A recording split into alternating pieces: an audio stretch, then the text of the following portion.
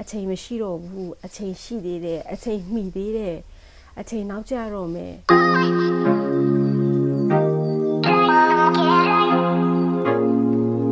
အားလုံးပဲမင်္ဂလာပါရှင်ဒီနေ့ဝေပြပြပေးခြင်းတဲ့အကြောင်းအရာကတော့ဂျပန်စကားပြောတွေမှာအသုံးပြုတဲ့အချိန်နဲ့ပတ်သက်တဲ့အသုံးနှုန်းတွေပေါ့နော်ပြပြသွားမှာပဲဖြစ်ပါတယ်ဒါတော့ဂျပန်မှာဥပမာအချိန်ကိုမေးမှာပေါ့နော်ဂျပန်လိုမေးမှာအခုဘယ်နှစ်နာရီရှိပြီလဲမေးချင်တဲ့အခါကျရင်今何時ですかလို့သုံးပါတယ်今ဆိုတာကအခု何時ဆိုတာကဘယ်အချိန်ですかရှိပြီလဲ今何時ですかအခုဘယ်အချိန်ရှိပြီလဲလို့မေးတာဖြစ်ပါတယ်ဘယ်အချိန်သွားကြမှာလဲဘယ်အချိန်အပြင်ထွက်ကြမှာလဲအဲ့လိုပြောချင်တယ်မေးချင်တဲ့အခါကျရင်何時に行きますかနောက်မဟုတ်ရင်何時に出かけますか何時に行きますかဆိုတာက何時ဆိုတာဘယ်အချိန်နိဆိုတာကအမှား行きますか行きますဆိုတာကသွားသည်ပေါ့နော်行きますかဆိုတော့သွားမလဲ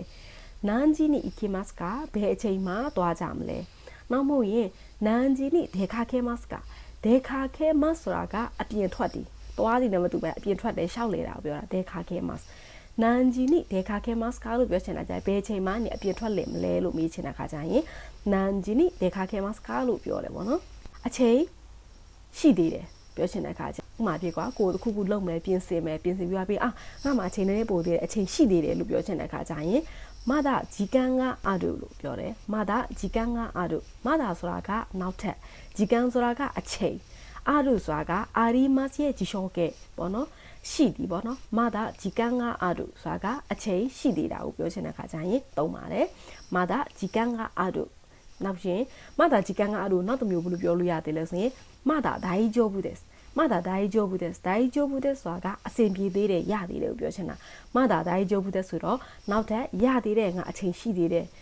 အချိန်ရသေးတယ်လို့ပြောချင်တဲ့ခါကျရင်まだ大丈夫ですနောက်မဟုတ်ရင်まだ大丈夫လို့ပြောလို့ရတယ်ပေါ့နော်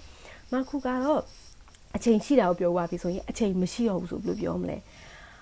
もう時間がないもう時間がないဆိုတာကမိုးဆိုတာကနောက်ထပ်時間အချိန်ကဒီနိုင်ဆိုတာက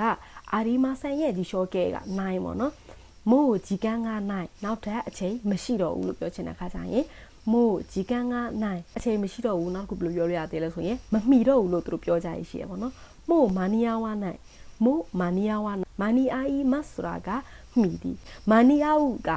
マニアいますရဲ့ဒီရှော့ကဲ